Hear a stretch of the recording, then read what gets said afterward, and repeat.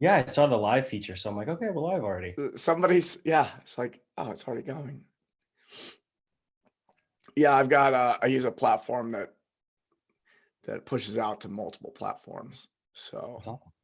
which is cool, but it also sucks at times because what ends up happening is like the full title won't make it in, or on YouTube, half the video it's weird. It's not perfect, but like I said, it's good enough. We're at that Yeah, point. Do you see us streaming on Facebook? Did you see that? I can look it up. Because my system is saying that it's like connecting, but it hasn't connected yet, which it does that sometimes. And the Strong Coach. Yeah, any of them. Strong Coach or my personal should be live streaming to both. Yeah, we're live. Awesome. Actually, we're not. I don't know. No, I guess we are. This thing is Is it a recording? mess. I think so. It You doesn't know say what? it's recording on my end. Worst case scenario, like we're recording on my Zoom now. Okay. Yeah, because I see on your Facebook, we are live. Yeah, we're live. Okay, cool. Sorry, folks. Just two guys trying to live stream to the whole world and have a conversation. I'm excited to have Aleks Rybchinskiy on today. A lot of you were introduced to him once before in season 1 of the Strong Coach, back when we were with the Shrug Collective, and a lot of people that have come through the Strong Coach program, they point to the interview I did with you as something that really stood out. They're like, man, listening to that interview really caused me to take my coaching more seriously, or it caused me to want to get into that type of coaching. And because, well, I think the average coach up until this point, it's like, okay, I want to get paid an hourly wage to give people workout programs and tell them what to eat and all that. And what we're witnessing happen is the average coach needs to go deeper with their clients in order to get the results. Because if you're a coach going around with clients that aren't getting results, that's not a very good sign. And as you and I both know, there's a lot of tools you can accumulate that go far beyond writing a great workout and knowing what someone should eat, that makes a great coach. So I appreciate you having come on season 1 and enlightening us all. My pleasure. And so, yeah, and now here we are in strange times. And man, I'm just having conversations with people. I'm pulling my favorite people on the planet onto this, and just seeing what you have to say. What's going on in your world right now? Well, with this whole COVID thing, we applied for all the small business loans, and all those failed. All those that we didn't get accepted for.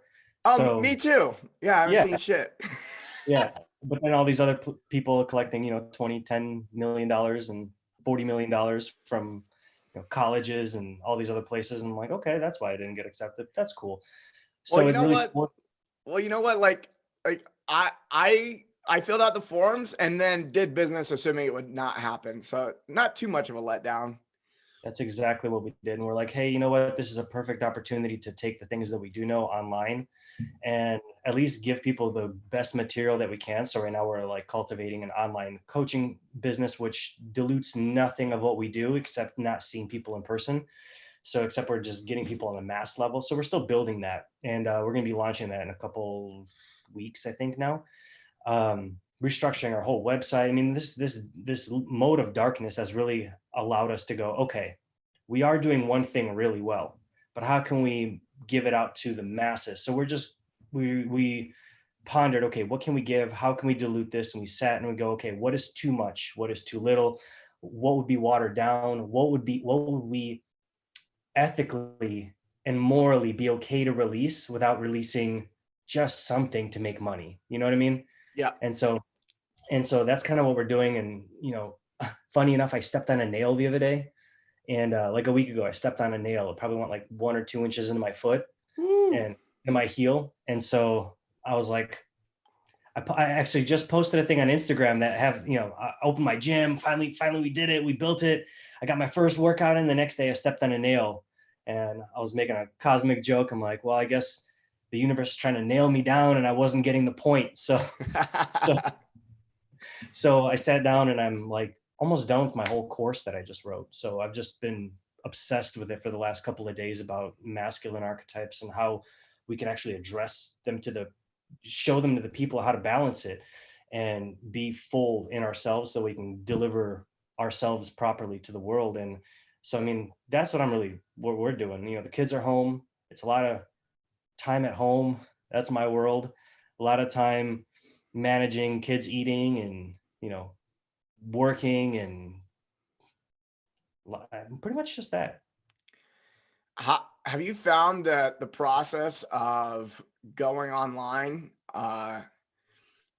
is cause you to refine and think things through more thoroughly than you had before? Yeah.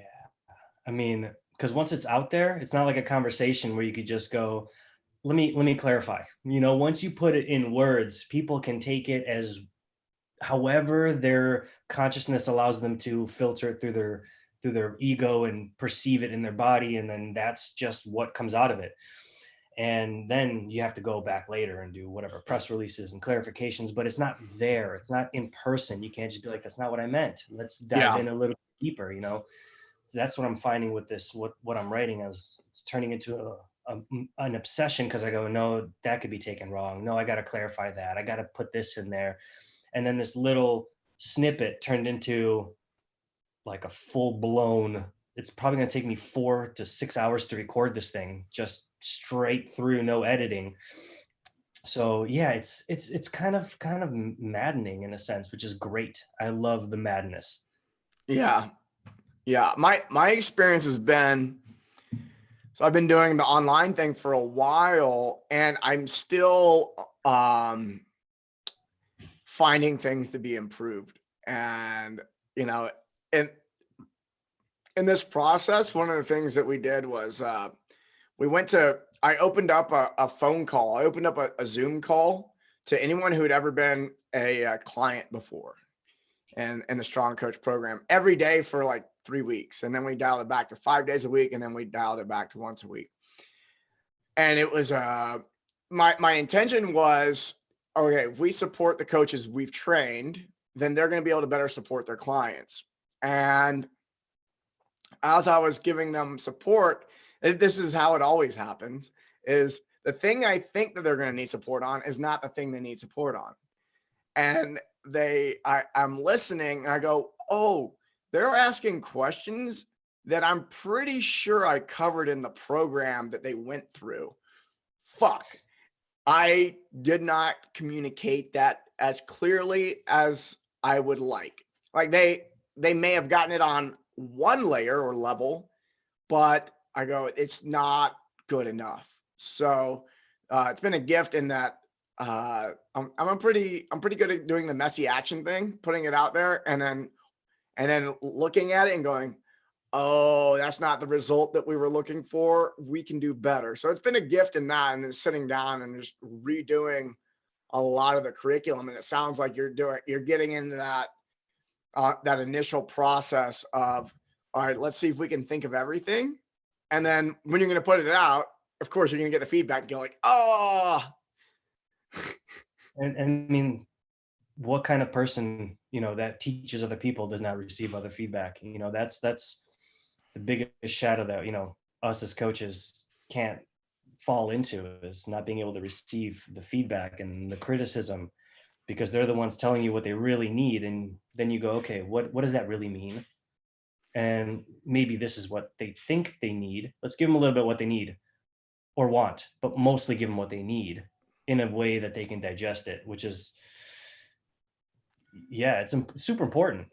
How do you receive criticism or constructive feedback, or I like to call it feed forward on how do you separate that feedback from taking it personally?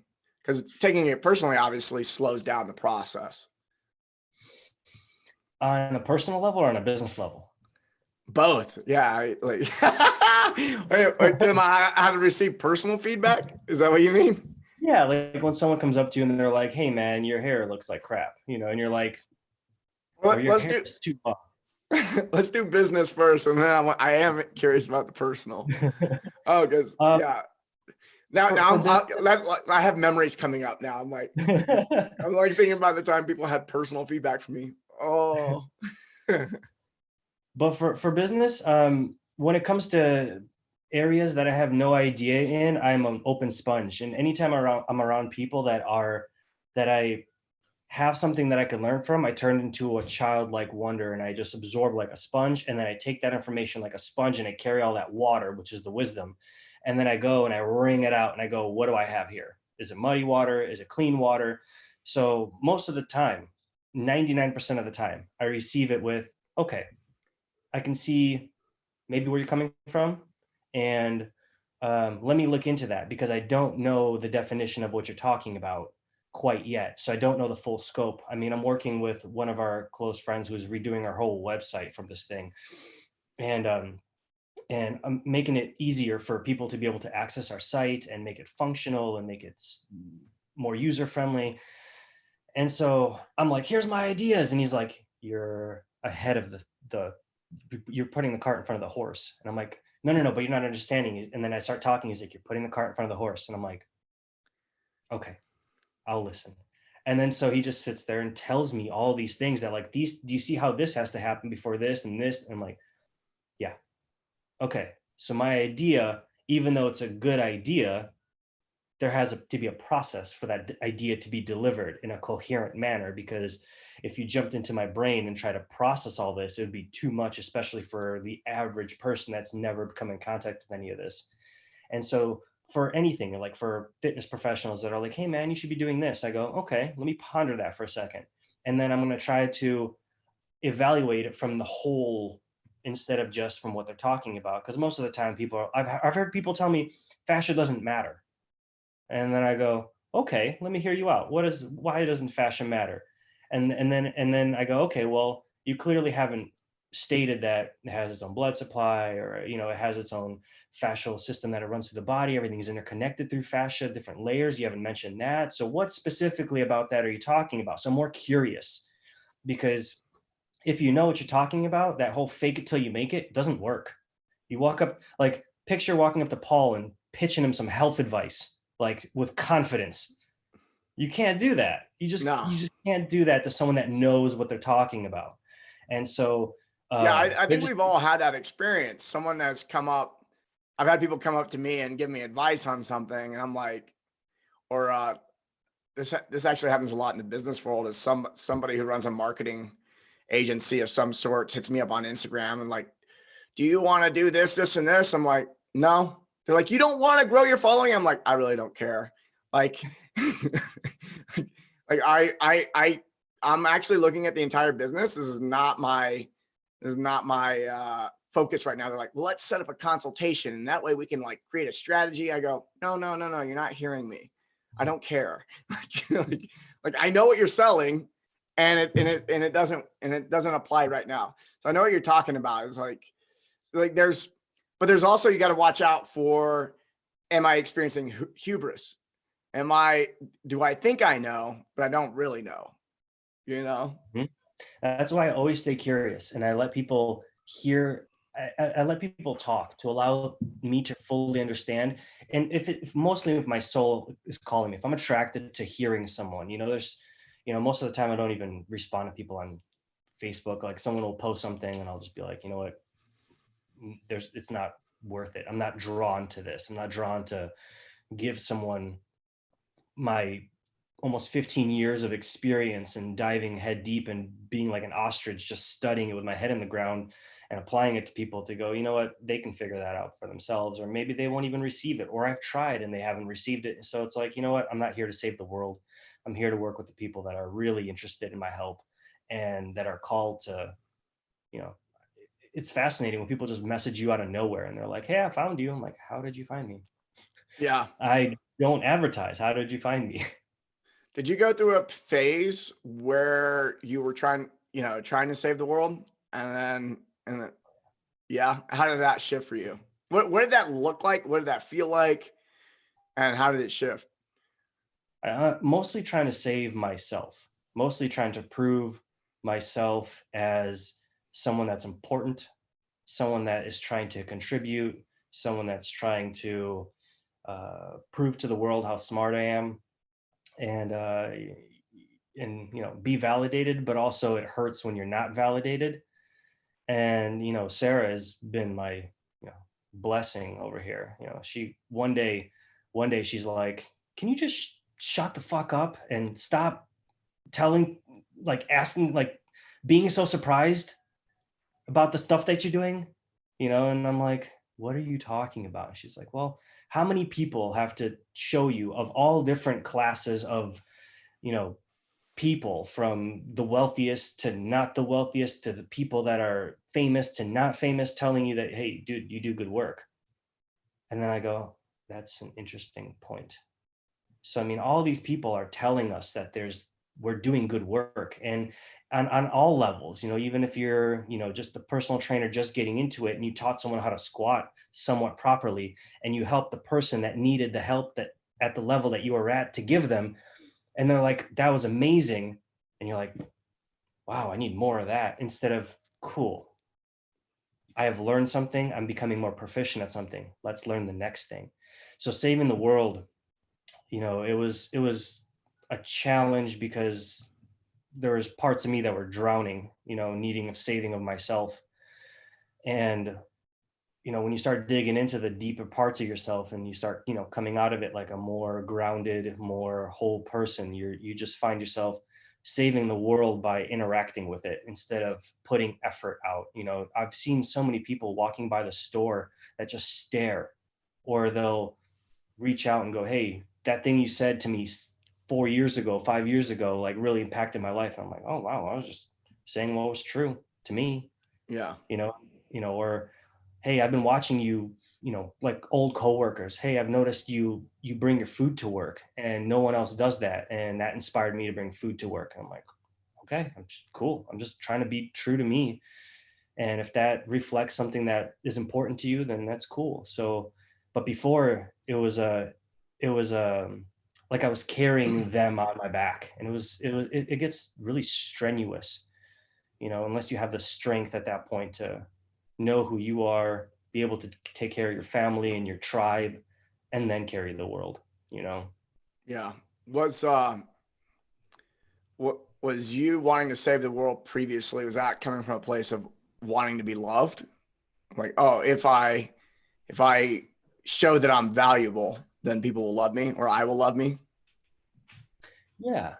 Yeah, there's a definitely a sense of that. It gets, I mean, it's on multiple different layers and situations of, not feeling good enough, not feeling like you're gonna be able to provide a living, not being able to, support a family, with, the discouragement that you get from, like, you're not gonna make it as a trainer, you're not gonna make it as, and they were right. I had to evolve past being a trainer to make it.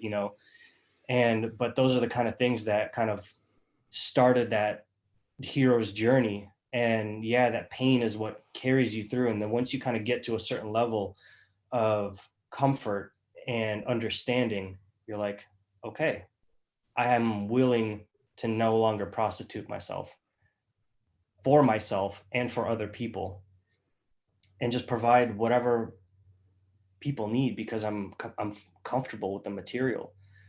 I'm comfortable with what I know. I'm comfortable with the way I can help people, and I'm comfortable what I'm willing to offer people.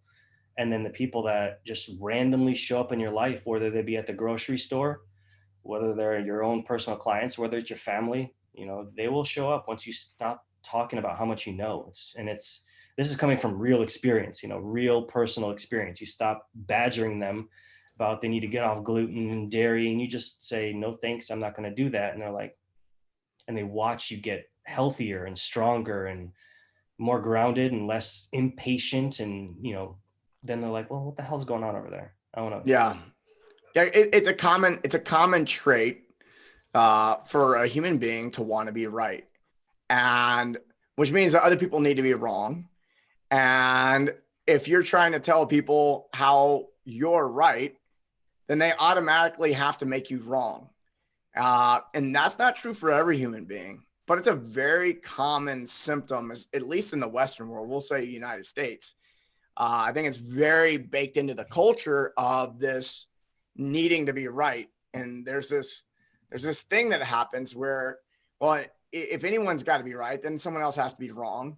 And I'm not going to be fucking wrong. So you're wrong. So, like, to me, when I hear you say that, I go, oh, this is those conversations, because I remember trying to convince my family of things. I remember even the way I interacted with my clients. It was coming from a place of telling them instead of like really being it.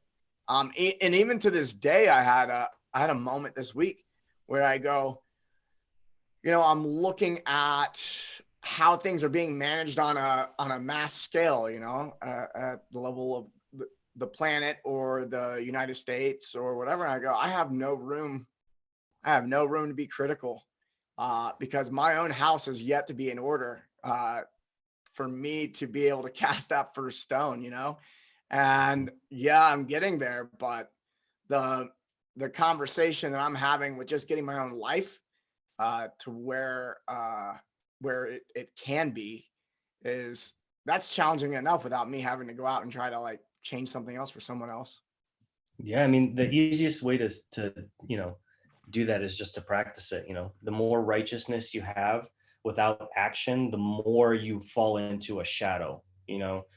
Like the more medicine you take without any integration of the lessons, the more you just separate yourself and become misaligned. The more you tell your kids to do things, but you don't do the things that you're telling them to do, the more they misbehave. And, the more you don't follow, or the more you tell your clients to do something and they don't listen because you're not doing them, the more of a disconnect you get from your own clients. And so it's what I've only noticed is you can only speak from experience by actually doing the things that you're doing. And that's anytime someone comes up to me and they're like, I'll give you an example. I'm not the most organized person. And if someone has a problem with organization, I'm like, one of my clients, I just call in the other room, or, I'm like, hey, Sarah, can you come in here and talk to me about organization? Because I'm not the most organized person. So they need to hear it from someone that is amazing at organization and that has it mastered. So I don't speak to things that I don't have figured out to the degree that I can help my clients. Obviously I'm not a master on so many things, but this is something that I practice on a daily basis of awareness of moment by moment, focusing on what's important and restructuring my mind to go, okay, I need to focus on this work. Okay, then my kid is asking me for something simple. My kid is asking me for attention. I told him 30 minutes. Can I deliver that in 30 minutes? Or do I have to break my promise and now there's a lack of trust? So these are the things I just do on a daily basis. If I tell Sarah I'll be done in 10 minutes, I better be done in 10 minutes. Say what you mean and mean what you say is just the thing that's always flowing in my head. And it's one of those things where it's just like a tightrope to walk, but it's a rewarding tightrope. Uh-huh. Yeah, I like that. I find that when I'm operating from that place, the stronger I am in that, the less I say. Yeah, you just do more. Yeah, do more what's right, and life becomes a little bit easier. Not in the sense of like the tasks become less arduous. It's just the flow becomes easier, and there's less resistance that from point A to point B. Like, oh, I have to get up and do this. It's like you just get up and do that thing that you said you were going to do. Yeah, it Why? becomes simpler. Yeah, the energy still depletes, but the resistance goes down. So it becomes more efficient. And the more you practice it, just like the law of facilitation, the more you do something, the more the pathways allow you to do things with less and less resistance. So the things that were hard before, just like exercising, became easier. Just think of us 10 years ago of one personality trait that we've worked on and how it's just part of our life now. Oh yeah, I am way more patient, and oh yeah, I am way more organized. Like even before I met Sarah to now, I'm a 300% more organized human being. because of being around someone that is organized and just holds that as a value. And so I'm just more organized. Things go where they need to go. And do I slip up? Yeah. But I have a master to show me how to not slip up. Does Or she have a ruler? no, but she definitely has a very sharp tongue. So will remind me. Like, ow, ow, ow. I know that Yeah. one. Okay. Yeah. You were you dropped something in there that was really quick and went right by it. And I love it when people do that. And I know that you probably got more to say about it. It's like you're talking about taking care of yourself and then family and tribe and all that stuff. Is there a way that you prioritize what you take care of first? Myself, and if I'm taken care of, oh, what just happened? I need to turn that down. And if I am taken care of, for the most part, I'm willing to sacrifice for the needs of the family. So, for the people without necessarily a huge tribe to look after, I recommend highly looking after yourself. And if that means, instead of going to putts off, then you just go do some Tai Chi, or you go make some food, or you go journal, or, you know, sit in silence, or whatever the case may be. But most of the time, if the family needs me, I'll just go and sacrifice my own time for their needs. And then Sarah can gauge when I've hit my limit, and I'll just be very honest with her. I'm like, hey, I'm hitting my limit. Can I go and walk outside and walk the property? Can I go and, spend some alone time in the gym? Can I go and, you know, do some yard work? And I'm like, do you have space for that? And then she'll go, okay, I'll have space in 20 minutes. Okay. I could do 20 minutes, And so I over the last many years of seeing the family, struggle with the whole blending of the family, and, having to, this is now the second time we're rebuilding it. The first 3 years we were together, we were pretty much broke, trying to build this business from the ground up and merge families at the same time, and, take care of an infant, and then, now a toddler, and uh, now the toddler's at home, and now we have to rebuild it again. So it's like, how do we, not have her feel like she's, last place, and make her feel like she's part of the family, and, is getting attention that she needs and she's craving, uh, before it goes, too far downhill. But she's learning some independence at this point, which is a beautiful thing. So, but most of the time I focus on myself. And if I have space, and I have generally a ton of energy to share from focusing on myself, and that I focus on them, and depending on who needs it the most, I just delegate that information. So if the kids are driving Sarah insane, I'll, because Sarah's not getting enough alone time, I'll take the kids so Sarah can have her alone time. And if Sarah needs alone time, I'll get the kids to play with themselves, so I can give Sarah some attention. And so it just depends on being present with what the needs are, and not the selfish needs, but like, what are the truer needs, which takes some practice and communication to really dive deep and understand. Um, like, I'll ask my 4-year-old, are you needing attention? And then she'll be like, no. I'm like, okay. Do you want to play? Yeah. Can you wait 10 minutes? Yeah. Okay. And that's it. How do you see the difference between I witnessed this with I used to be very confused about this. I still get confused about this, and and I witness it with other people, where it's being confused about needs and wants, and how we give it to ourselves and all that kind of stuff. What's your take on that? Oh, okay. Like, what's the difference between a need and a want? Because a lot of times people are very quick to dismiss their desires or their wants, and needs are like something that has to happen. But I think there's where's that line? I think the, instead of thinking, what I mostly, you have to feel into it and think. I'm like, I think, and then I caught myself thinking, and then I go, no, that's not needed. So the things like that you feel that you need, if you take it away, so you can do, like, I know the 5 love languages. And so they do one of their tests, and this is kind of how, like, oh, I see that image in my head, I wonder if that's a good metaphor for this. and they give you two tasks. They're like, would you like a hug or would you like words? And you pick between the two. So one would be one that you would miss the most. And then you keep refining until you realize what you really need. And that's part of building values. And, part of what we do is we'll go, how much exercise do you need? And someone will be like, I need 5 days of exercise, 7 days of exercise. And you go, do you need that? Or do you want that? Do you think you want that? Do you think you need that? And then you go, okay, try it.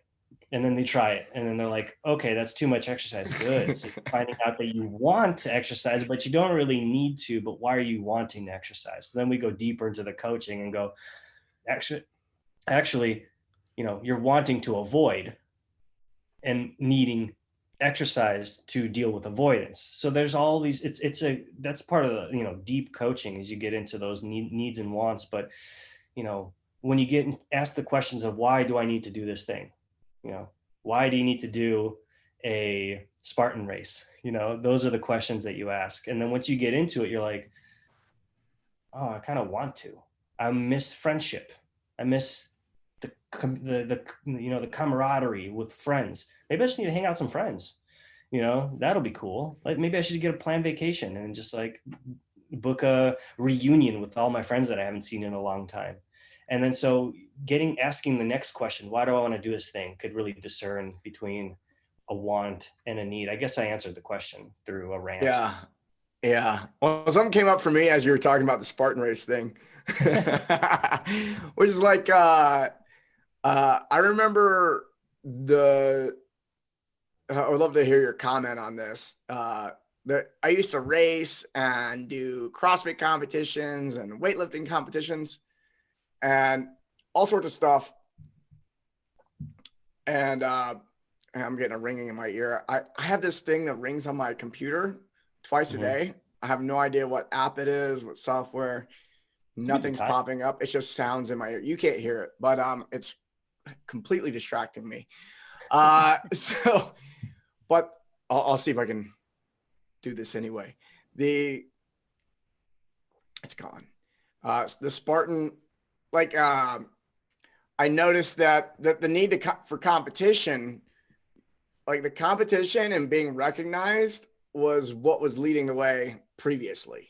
And over the last 5 years, it's turned into, I've ran Spartan races for fun the last few years, and people ask me my time and I have to go look it up. I don't really fucking know. And I recognize that I really just love being out in nature. I like doing the obstacles because they're fun. And then I usually do them with friends and we're like hanging out and talking along the way. And then,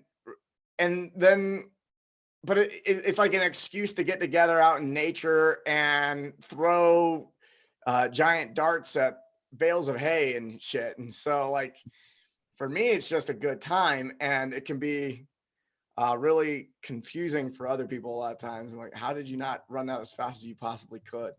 And that's definitely how I used to operate. I'm curious about, do you see a lot of people make that transition, or is that uncommon? From competing to playing? Yeah. Maybe not consciously, but I invite people to make that consciously, because that's when you were talking, that's great. That's a beautiful reason, like, okay, well, I'm not going to be the first place finisher. I'm here for fun. I'm here to be a child. I'm here to play and hang out with friends. This is like a childhood playground that got magnified to my level, like what a childhood. It is actually, now that you say it, it's like, it's a fucking 18-mile playground in the mountains. Yeah. Oh, wow. That sounds dope. Yeah. And if your job isn't to be an athlete, like I ask, a lot of my clients, that aren't athletes, and I go, don't you have work the next day? And they're like, yeah. So, especially, so I'll give you an example. So when I train like jujitsu, and I'll see people not tapping at things, and I'll just let go, or, I'll just move on, or, I'll tap a little early if I'm feeling something weird. But then there was one time in jiu-jitsu where I thought, when I first entered, it was this one huge dude, I thought it was badass, and so I was like, I As we can do. muscle.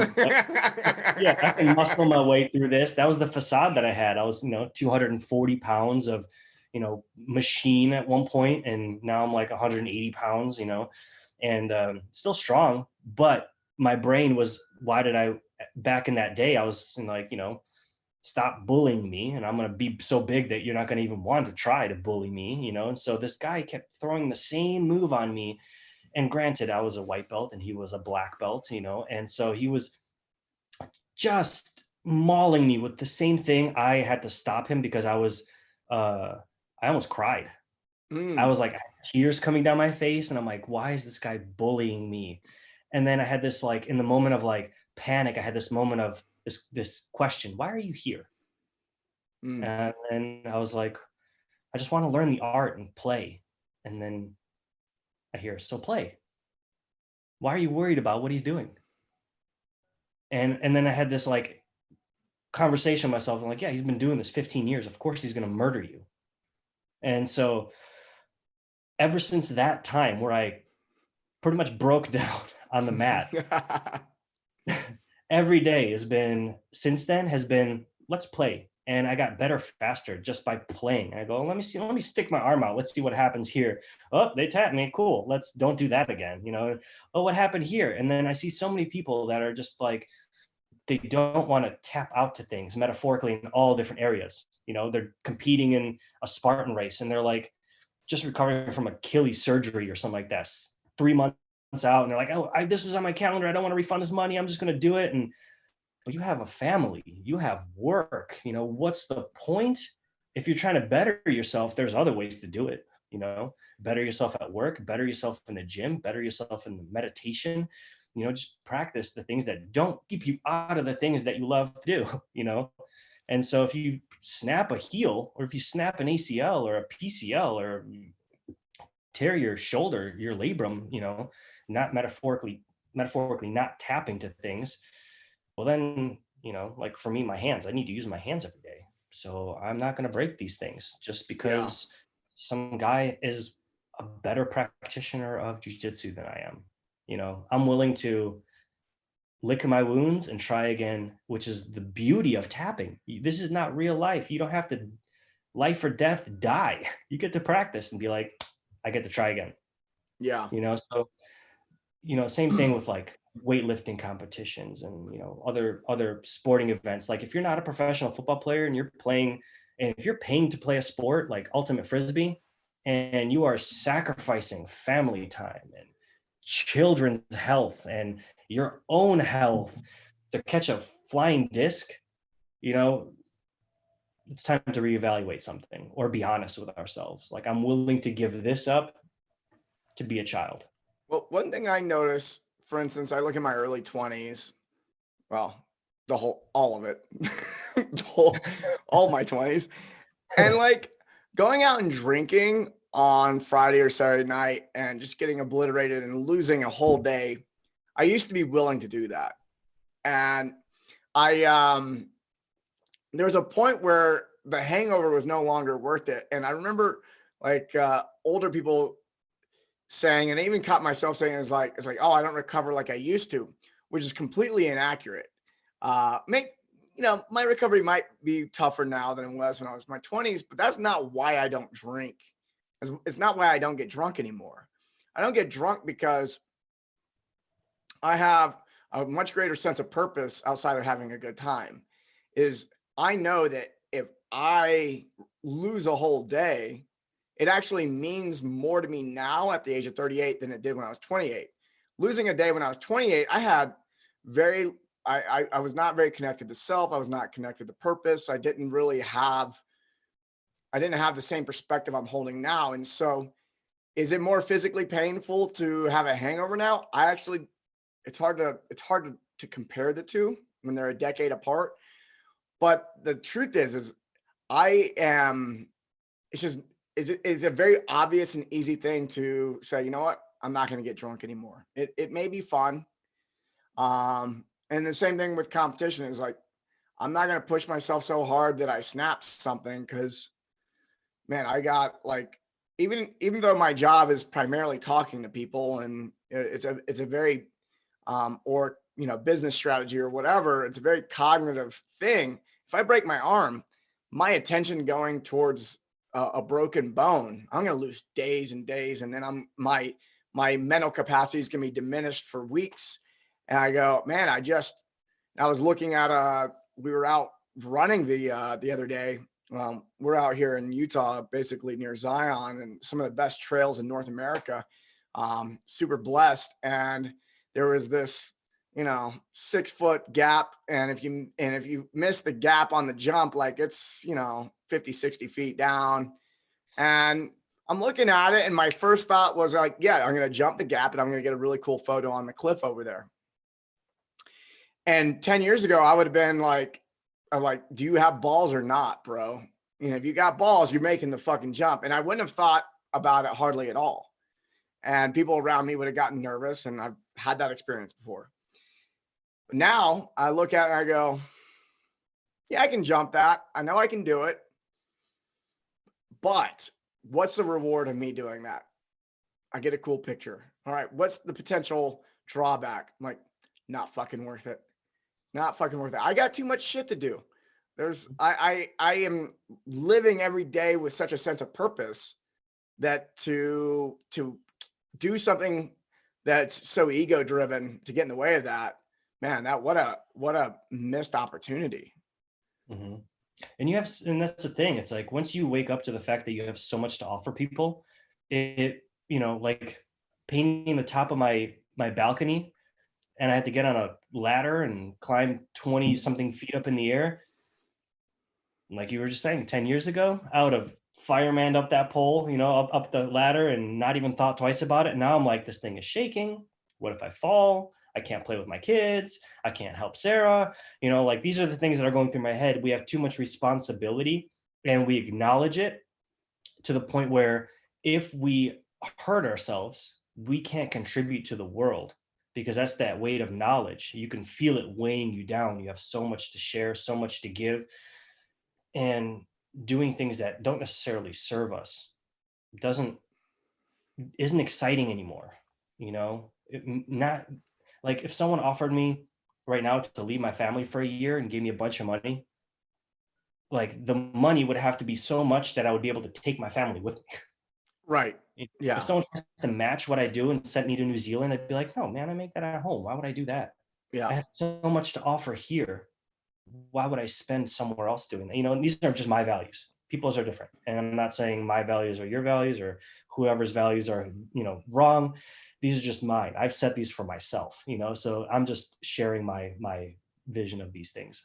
But yeah, I mean, just look at the stuff that you've done in the last 10 years, the information and the people you've talked to, and the time it took to accumulate all that just to be potentially erased with the miss of a 6-foot jump, which we both know you are capable of.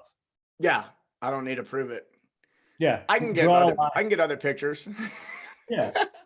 Yeah. Now, if it came to, like, if you were one of those people that relied on this picture, then I can see, okay, yeah, if you're going to make your life's worth on jumping that little crevasse or whatever that was, I can see, yeah, this is what I have to contribute to the world. Let's do this thing.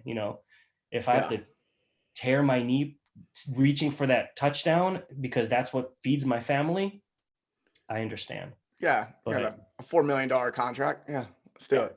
Yeah. But not intramural soccer, No. No, I'm not willing to take a slide just to, take a cleat to the calf and can't walk just for fun.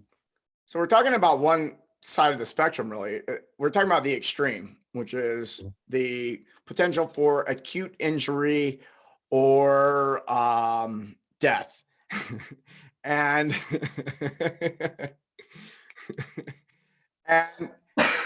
but on the other side, we have this a different type of motivation, which is more of people reaching for convenience over health.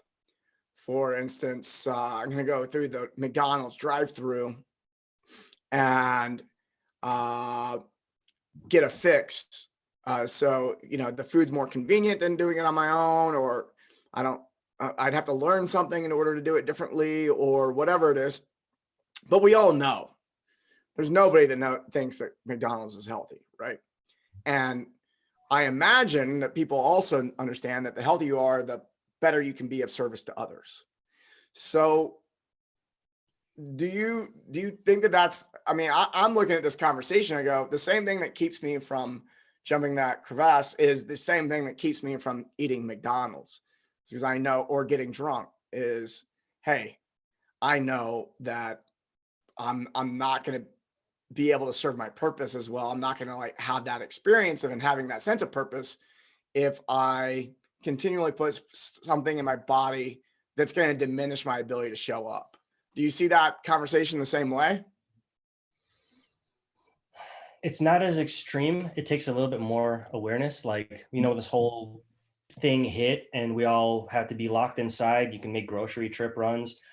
What I notice when people are like, there's no food anywhere. I go to the grocery store and I'm like, I don't understand. There's grass-fed meat, there's pasture-raised chicken, there's Right. fresh produce everywhere. I'm like, I don't understand. And then I went to Walmart and all the shelves were clean out of meat. And then, but still, then I'd walk by and I go, but there's the grass-fed beef is still right here. I don't understand. So to me, I was like, oh, if you want to be healthy, go see what's left at the grocery store. Eat that. Hey man, it's true. If I had the same experience when this all hit and people were talking about there was this and that. And I go to I was in San Diego when it all started, and for the US anyway. And I go to Lazy Acres, which is, the really it's the top end health food store in the city. I don't know what they're talking about. They haven't run out of anything. I mean, everything is here. No shortage whatsoever. I still bought a bunch of stuff. I go, all right, well, it might run out. And then went by a more typical run of the mill grocery store. And yeah, sure enough, things were picked over. Things were definitely picked over, but it wasn't the stuff. What was it? Like canned food was picked over, but there was a lot of like snacks that were picked over, but like bags of rice were still there. Mm-hmm. I'm like, dude, if you're preparing for famine, you want the bags of rice, not anything else, really. Well, you have to cook that. You have to cook it. Yeah, I man, forgot. Frozen meals were overpicked. Yeah, your question just sank into my head, and about is there a difference between the extreme and the subtle? And I think that was what I didn't get across. It's a lot more subtle, because when you're healthy, you can feel worse real easy. And then most people are like, well, I get healthier and I feel worse. It's like, no, you have the awareness that you're crapping on your body. But when you feel like crap and you're trying to get healthy, you don't notice the benefit until you're there, and then you go backwards. Like easy thing is cut out gluten for 2 months. Do nothing different. Cut out gluten for 2 months, eat gluten two months later, see what happens. You might get a stomach ache. You might get like some bloating. You're like, I didn't notice that before. It's always been there. You just don't notice it. And on a subtle level, there's even stages of pain. So when someone hits you, like punches you on the shoulder, you have a sense of physical pain. And that's one of the stages of pain. The stage above that is tingling. So then something starts tingling. And I can't remember if I switched these up. There's shooting and tingling, and I can't remember which one goes on top. But you have this tingling, and I think it's shooting. Shooting goes first. So then you have some shooting pain. Then you have some tingling that occurs, and then numbness occurs. Well, that could be laid out through our lives. Well, physical pain, my stomach hurts. Then you have this onset of pain, and then and then you have the shooting pain in your shoulder because you have a reflex from stomach to shoulder, and you're like, man, my shoulder isn't doing good now. That's becoming numb, or that's becoming painful. Then that starts, why is my shoulder like shooting pain every time I move it? And then I've heard this from many people, and they'll be like, oh yeah, by the way, this hurts, but it's numb now. I don't even feel it anymore. Like, it's a great thing. This is a real thing people say to me. And then I'm like, okay, let me show you this model. And then, so numbness is the final straw. And then so then when I get them back up through the pain cycles, they're like, man, my shoulder hurts. And I'm like, good, because now you're feeling it again. And so it's harder. It's more of like a trusting the process thing. Look, there's a bunch of healthy looking people that if you believe in that are doing something right, try it long enough. Just it's only 3 months, 6 months out of your life, versus accumulating garbage. It's like picture just taking your garbage bags instead of throwing them out, just leaving them in one of your rooms, and 6 months later trying to go and walk into that room. It's going to be not fun. And so Yeah. that's the thing, just trust that process and then see what happens in 6 months, and then go back and try to do your old lifestyle. It's going to kick you in the head so hard. And then they start to realize, but that's because you've achieved so far from the extreme that you're in. And then you're so far almost again to the extreme of health. And you're like, wow, man, I'm just doing more throughout the day. I wake up. And then, you know what else is really funny? People tell me is, they're like, man, I start getting tired when the sun starts going down. I'm like, yeah, that's normal. Congratulations. Your Yeah. circadian rhythm is on point. Yeah, I'm tired. Just keep getting tired at night, and at 3 o'clock, my energy drops off. It's like, yeah, that's normal. Yeah. That's a human being.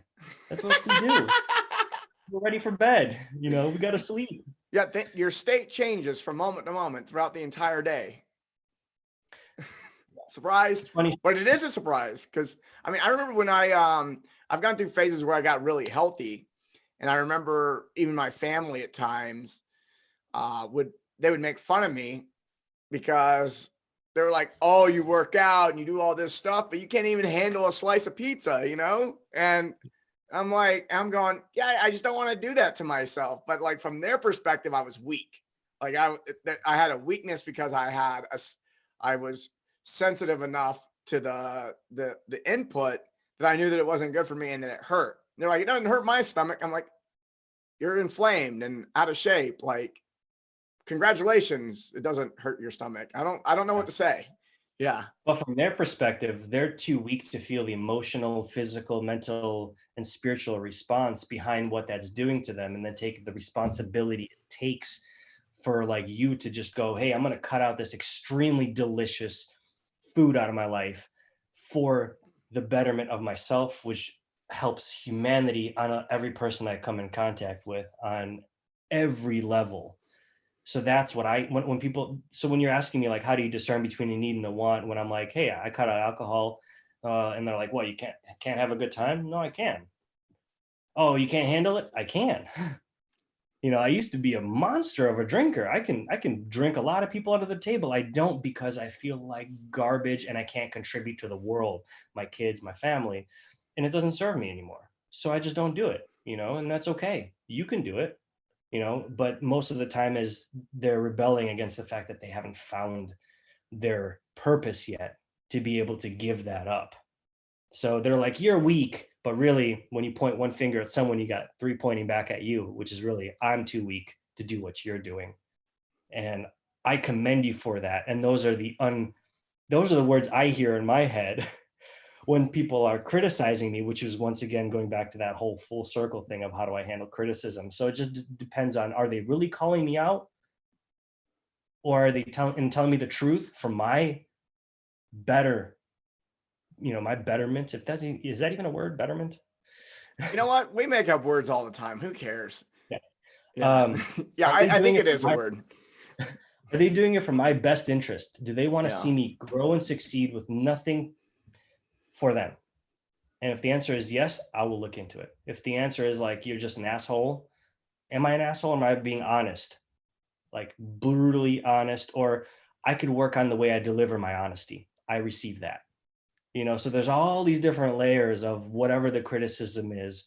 But I think we got off track with what you're talking about. Yeah. I know, it got me thinking about this is different to a degree, but I also I don't hang around as many people like this anymore, but I still find myself in these circles. There's a birthday party or something, and I turn down a piece of cake or a glass of ice cream or something like that. And they're like, oh, you can't even enjoy yourself. Like, you're just so strict. I'm like, actually, I just don't want that. Like, it's not even really a thing for me, but okay. And they're like, oh, he's lying to himself. It's like, yeah. I just remember years ago just getting frustrated with those people. I was like, these motherfuckers. I wish I had a prop here to show you what basically, if I had a mirror, I just hold the mirror up and it's basically them talking to themselves. But Yeah. that's the whole thing. Once you get clear on your needs, you realize you have no one has power over you, and you go, there's no harm in listening to what people have to say Mm, and not taking it personally, because you yeah. get, the more clear you get with yourself, the more you're like, this doesn't feel like me. I Yeah. feel like I know certain aspects of me, and that's not me anymore. So I can see how me being more true and aligned in that aspect could trigger people, and that's okay. And Which is that's why okay. that's okay. I Yeah, love that phrase. And that's okay. yeah, yeah. And my then my give them love. some of my favorite phrases, I've been collecting them, which is just responses. Hmm. It's good enough. That's okay. We'll see. These are my favorites. So yeah, we'll see has been like my go-to lately. And it's because everyone's got these predictions, or predictions about the future, because people definitely want things to be different than the way they are right now. And there are a piece of news will come out.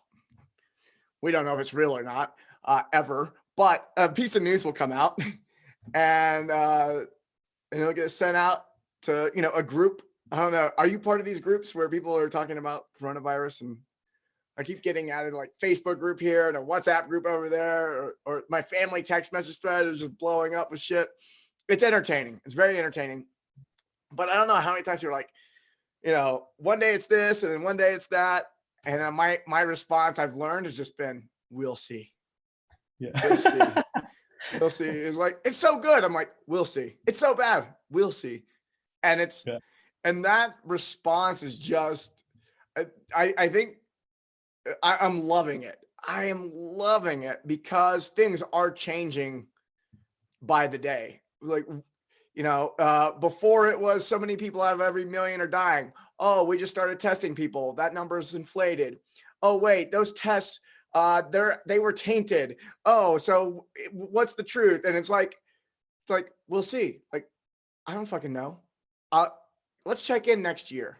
Let's check in next year and see what actually happened, because I don't know, what's good or What's bad, whatever. so strange is every time I talk about any triggering topic on any level, when I talk to someone in person, it's never their Facebook persona or their social justice persona, Yeah. you know?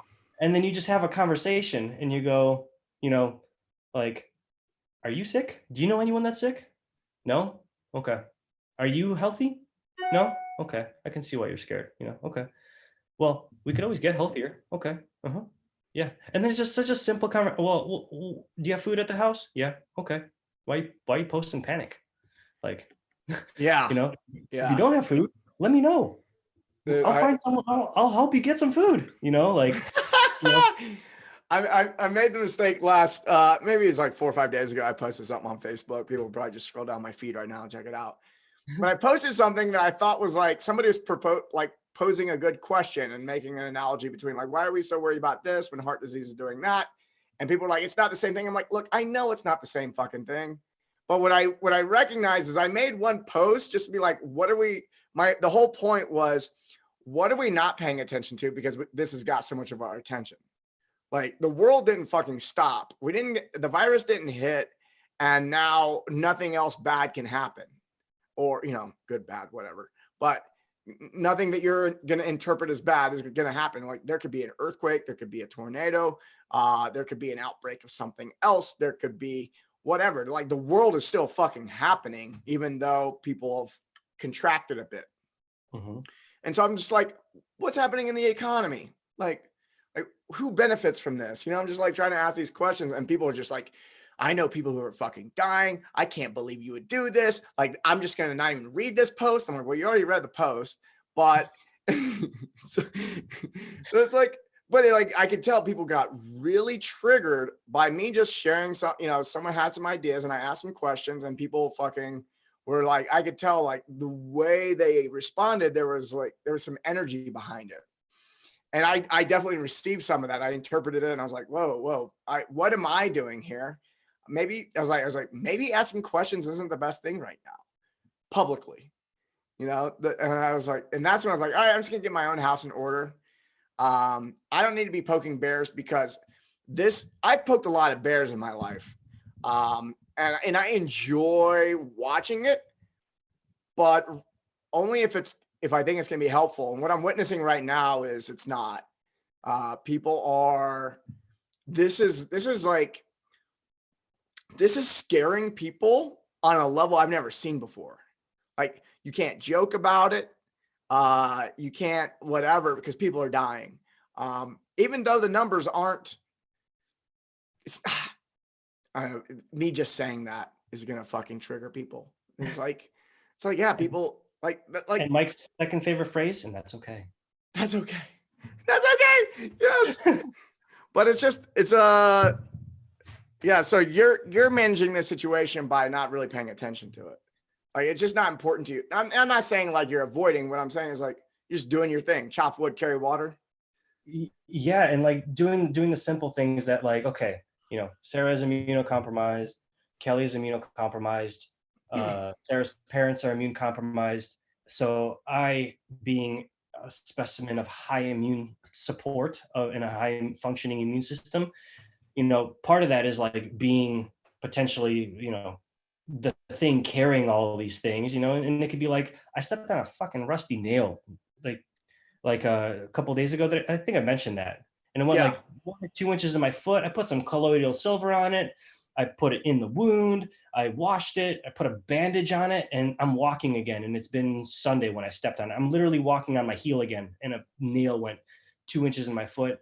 And people are like, "Are you going to get a tetanus shot?" And then I'm like, "I don't think so. I'm not going to."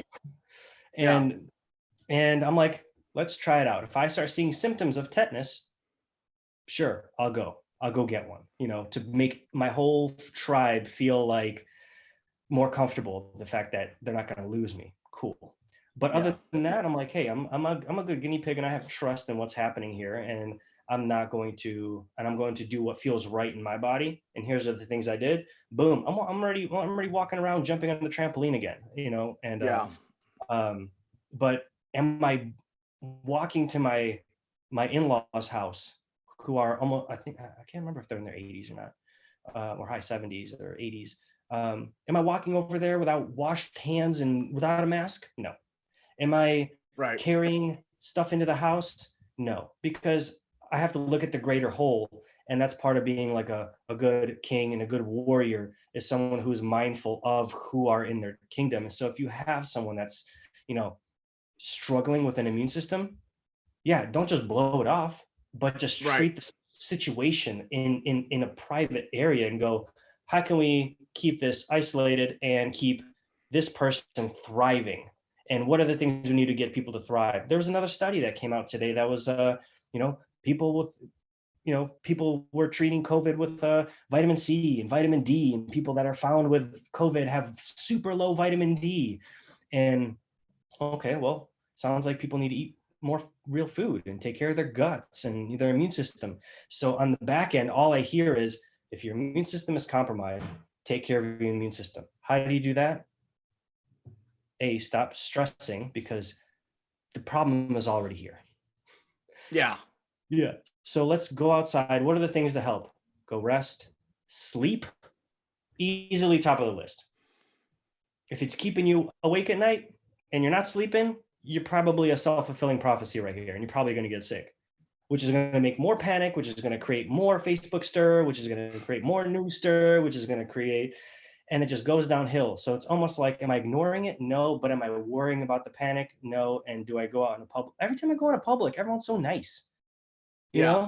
Literally everyone's smiling. I can see people's cheeks going up because I smile at them. This is before mandated masks. So I'd smile at them, their cheeks would go up, and I'm like, you're smiling, everyone's nice. I'm like, just be kind to each other, and that's going to decrease stress and increase your immune system function. So that's what I mean by I don't pay attention to it. I pay attention to, who could I mess up with my potentially germ carrying body, which doesn't really get affected by it. Right. Who can I mess up? Who can I Yeah. bring this to? And that's really all I focus on. And that's what I mean by, yeah. I'm Yeah. not like, no one's getting it. It's not a thing. No, it's like, okay, well, what are the realistic expectations that I need to follow to not get people sick in general? You Right. know, wipe my hands, dry my watch, if I'm like putzing around, before I go do anything, handle food, I'm gonna go wash my hands, Yeah. problem solved. And I got some oregano soap, which kills freaking anything. Yeah. Always got oregano. That oregano oil goes with me everywhere. Yeah. It's a nice little fix if something gets fucked up. uh I mean, he's got just I couldn't help but think, or maybe I could. I don't know if that's an accurate statement, but I did think, and I held the thought, and and and that is like, I'm with you that I do go out there and I've asked questions, and it's caused people to be triggered and stuff like that. And the truth is I have isolated the shit out of myself. I am in the country. I am like the closest house is 150 yards away. Uh, I'm like boosting my immune system. I'm doing combo on the weekends. I'm doing breath work every day. I'm eating my mushrooms. I'm doing all the stuff that to help me be ready. Like the way I'm looking at it is like, all right, this virus shows up at my doorstep, I'm gonna fuck it up, right? So that's how I am. And I'm not going around anyone who's immune compromised or anyone who's elderly or anything. I'm doing like my part. So I'm sitting here doing my part to save everybody because that's important. And and but then I start, and this is the place in which I'm asking questions from. And I think a lot of people are getting triggered by people who are being way more cavalier and are going like, this is a hoax. It's not that big of a deal. And they still want to go out and just live life however they want. And maybe it is, maybe it isn't, but I love taking all the precautions. Let's take all the precautions. Washing my hands. I got my fucking mask for when I go out. I'm doing all the things. I'm following the guidelines, and I'm asking good questions. I'm paying the fuck attention, not to what, CNN and Fox and everyone's saying. I'm paying attention to like, who's going to benefit the most from the suggestions that are being made. The economy is not doing so hot. All these things are happening. Is like, who's going to benefit from this? I'm paying attention. And maybe it's not on purpose. And maybe some things were on purpose and it backfired. Maybe I don't fucking know. But I'm sitting here and I'm watching, and I want to notice. And I think for me, because I'm doing it, I think it's a great way of doing it. But I'm biased. But I would encourage people to do the same thing, of like, and if that stresses you out, because I know some people are like, I got to take a break from watching, getting on social media and watching the news. And I think a lot of people were watching that in the beginning and then realized how much it was stressing them out. And then they just fucking take a break from it altogether. So I've been watching it lightly, but then as time goes on, just believing less. What was I going to say? I was just trying to.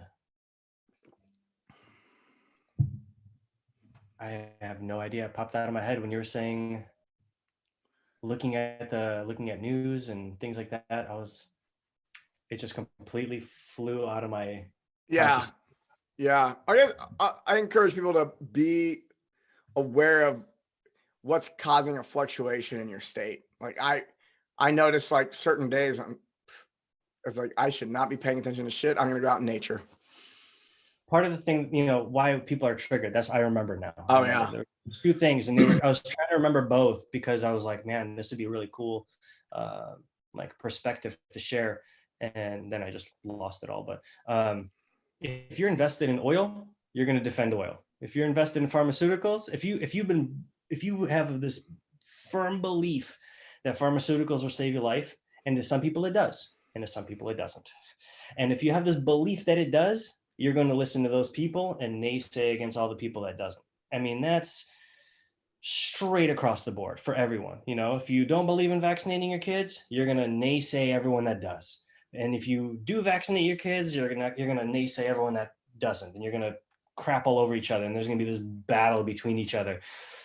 But the point is, no one looks in the middle and goes, where are some good, where are some bad, you know? And so that, like, there's some things that could be blended together when you just look at for things for what they really are instead of what they're portrayed as. And the other thing was, look at what this COVID thing has done. It allowed us to stay inside and hang out with our families, added a lot of financial stress to a lot of people.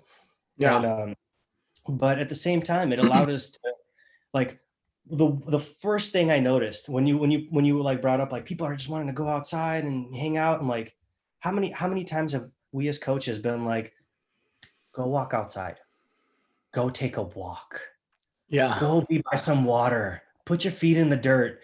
And now people are like, I need to go outside. Yeah, thank you. Yeah. Like the best health cure. It's like, once again, it's like you go to the store. Oh, only organic and grass-fed pasture-raised meat is available. I need to go outside because I'm dying inside. I need to spend time with my family. It's like all the values are built into this thing, but we just can't see it because we're so clouded by panic. But it's been, what, a month, and we're still here. A lot of Yeah. people need help, need to just say we need help and just be communicative of their values and their instructions and say, look, I'm struggling in this area. This is what I need, not crap on the whole of what's happening and just, you know, be the child. Well, he's doing it, you know, just, hey, if you need some food, ask for some food. If you know, my in-laws asked for some toilet paper. Well, I Oh, went to the no, store and got no, them some. no. I gave them some of ours and then I got them some more, you know? So it's Yeah. like, just communicate your needs effectively. And that just goes from internal to external. And the same thing with, you know, what I really appreciate about my 4-year-old is, you know, she'll be stressing out and then she'll just be like, I need a hug. And I'm like, come here, I'll give you a hug, instead of just Yeah. crying it out. And then I'll give her a hug and then she'll, okay. Do you know why I told you couldn't do that thing? Yeah. Okay. Do you know it's because daddy loves you? Yeah. Okay. But it still hurts your feelings. Yeah. Because I really wanted to do that. So, okay.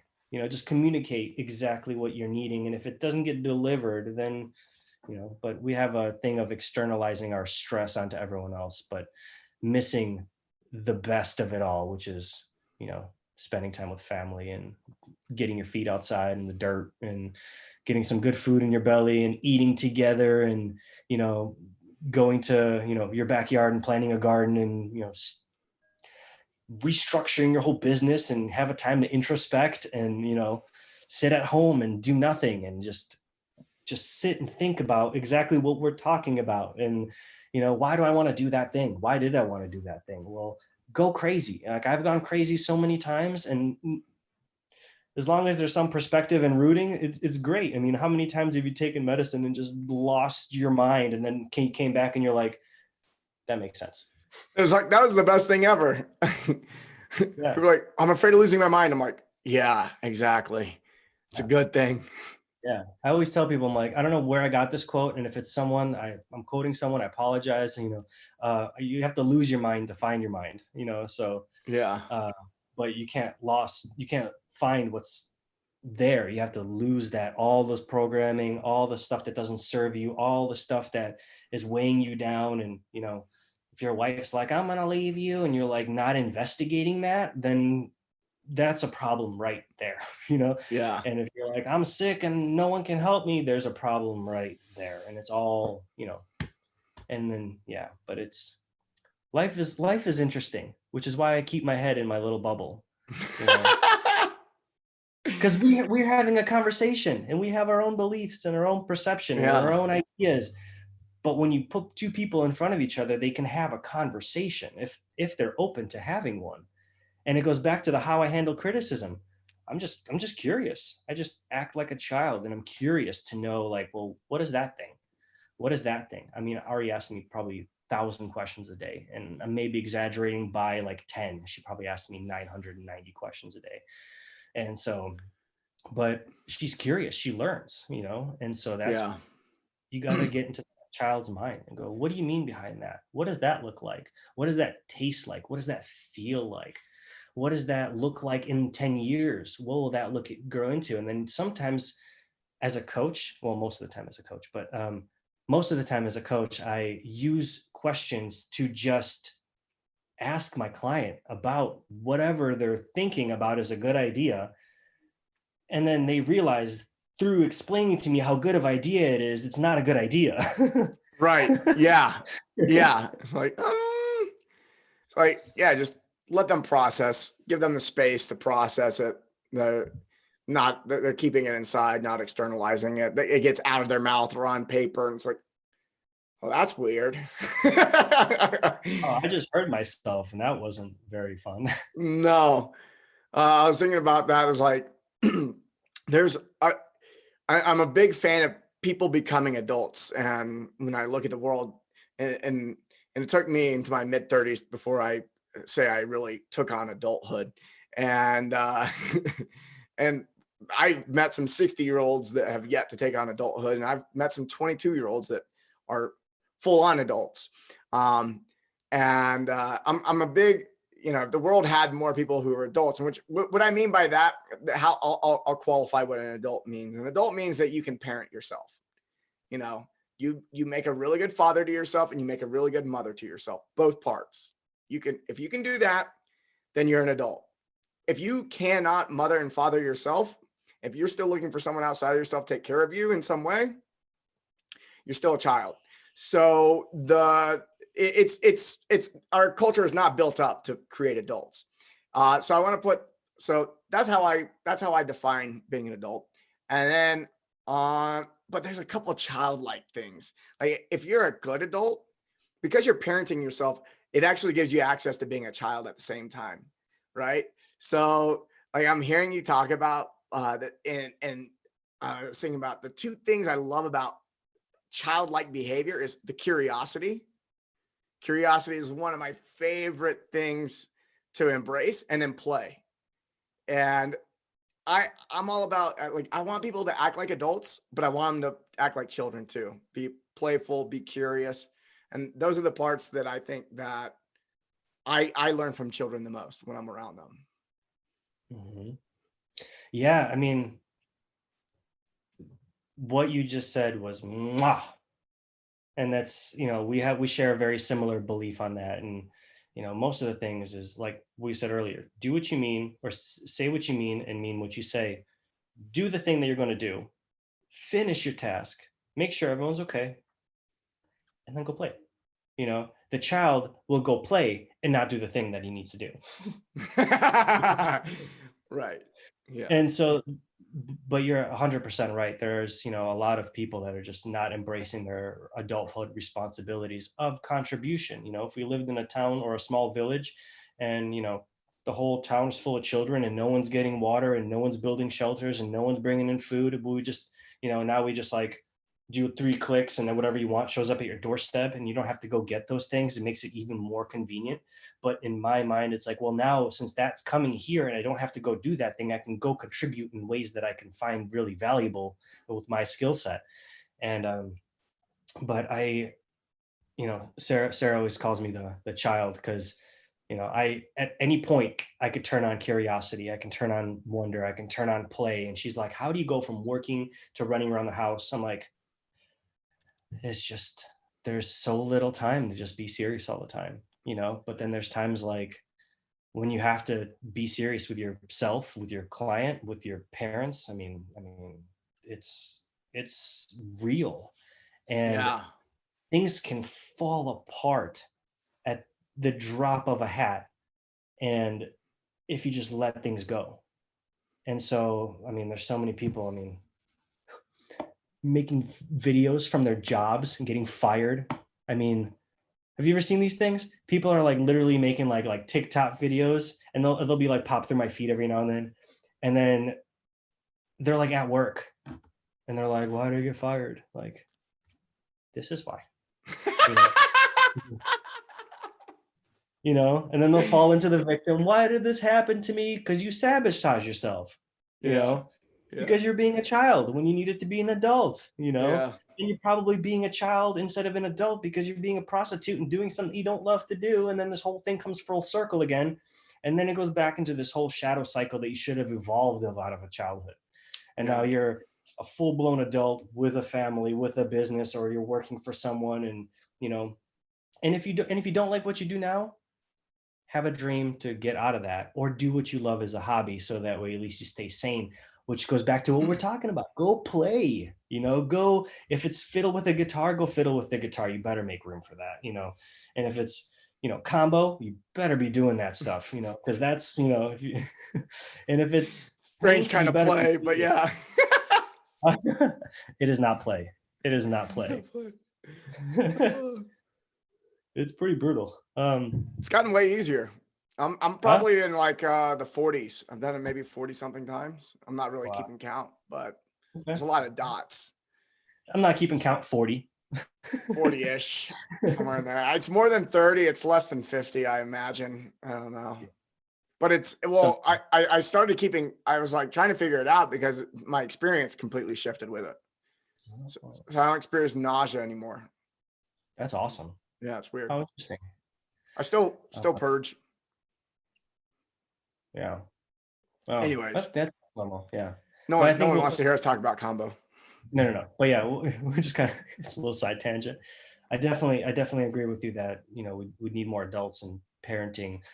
And I like what you said, parenting ourselves first. And, you know, I 100% agree with that because there's so many times where, you know, you just want to fuck off and do nothing. And then you're just like, all right, get back on here. Or parent yourself, okay, fuck off for a little bit and then go back to what you needed to do, you know? Yeah, that's part of the parenting is like you want your kids to play. So you should want yourself to play. So that's part of parenting is giving yourself access to that, but also showing up with that with your responsibility that you've chosen to assume. Yeah. If I wasn't an adult in this relationship, Sarah would have left me a long time ago. Like Yeah. she needs me to be an adult, you know, but she also needs me to teach her to be a child at times. And so, because she is so full on adult that she is too good at being an adult. And I need her to be an adult because I'm too good at being a child. And so we have this beautiful marriage of the two. And, you know, music will be playing and then she'll be like writing something. I'll be like, I'll grab her out of the chair. And then sometimes I'll be like looking, doing something, putzing around. I'll see her walk in with like this like face. And I'm like, I should be working. Good point. You know, I'm like, I'm not doing what I need to be doing right now. Okay. Okay. Let's go do that thing, you know? So it's, you know, I got blessed with attracting the polarized opposite, but complementary of opposites of, you know, we think the same, but we do it differently, but we agree with each other, but then we don't agree with each other in the ways that we can't see from the other person's perspective. And so, but these are the things that I've been visualizing for like 10 years. Yeah, well, about 10 years since I met her. Before I met her, I've been like, this is what I want. This is not what I want. This is what I want. This is not what I want. This is what I want. And just holding that. And then when I always, you know, what's interesting? I always I always pray for is the wisdom to see what's good that's right in front of me. Because sometimes the things that are so good are unattractive. And I'm not saying Sarah's unattractive. She's so attractive. Shit. She is, I wish she was. yeah, Oh, is she watching? Is she watching? I don't know. I don't know. I'm But joking. what I'm saying is like some things like a job is unattractive or a Yeah. partner is unattractive because they have like they're too responsible. They don't know how to do this, or you know, they're too childish, or you know, it's like, well, maybe that's what I'm needing. I'm needing that to balance that. And so it's like there's so many things like stability is unattractive to a lot of people. Yeah. You Yeah. know, it's I like, lived oh in my God. Southern California for a while. A lot of people find that structure as Yeah, it's like not attractive. Oh, you have a job, you have a schedule, you have a routine, you have a career, you love your family. It's like, you know what, I'm going to go try to work with this guy who has been trying to get off drugs for 20 years. And so this is a stable hope for me, because I need that to validate myself, to make sure that if I pull them out, then I'll feel worthy, because then they'll be worthy and I can match my worthiness on what I created, instead of just jumping in because I can't match my worthiness to this stable human being. And so that's what, in my head, I'm like, that's what I need to work for, so that I can keep this stable human being who's amazing as a partner, as a mirror in my life. And that's what's my value, So I think people need to go reflect on what you just said. I think we like scratching their heads like, why am I doing what I'm doing? This is what I want. People are going to listen to this show, and that's going to be, they'll be scratching their heads at least a week, maybe two. I advise anyone who's been listening, you're going to have to listen again, get your notepad out, of course, and do all that. Aleks, it's time to go. Unfortunately, we could talk all day. I know we could. And we have. We have talked. We've actually done that a couple times, maybe two, three times, hung out for entire days and just, so we'll do this again. I'm doing these more often, and I'm getting, you're one of the regulars. There are certain people who we need to be hearing from more often. You're one of these people. So folks, don't freak out. He'll be back. And Aleks, where can people find you? Our website, primalfusionhealth.com, our Instagram, primal_fusion. And then you can find Sarah and I based on that off there. And then our Facebook is facebook.com/primalfusionhealth. Yeah, I think it's that. You're so good at this. Look, guys, he's a much better coach than knowing how to tell you what website to find him at. And on Facebook, I can just plug it in, so that way they can just find me. There you go. Actually, totally screwed up the name on Facebook. I'm gonna, since we get off, I'll have to go back and rename it. So hop in there. Yeah, drop those links in there. That'll be the best. Yeah, and we have a bunch of cool stuff coming out. So online coaching and courses Sarah and I are releasing via Archetypes, and after this COVID thing, going back to business as usual. Dope. Next time we'll talk about archetypes. I think that'll be enlightening for a lot of people, and for me too. So chat about it. All right, brother. Love you. Love you too. Thank you.